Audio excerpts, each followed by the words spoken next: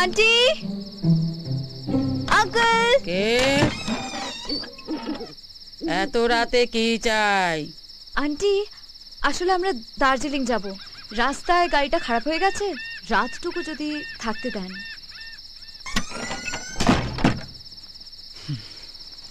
বুড়ি মানে বিশ্বাস করেনি যে আমরা স্বামী স্ত্রী।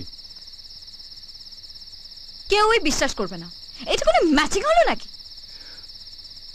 তুমি এখানে দাঁড়াও, আমি ম্যানেজ করে আসছি। ওকে?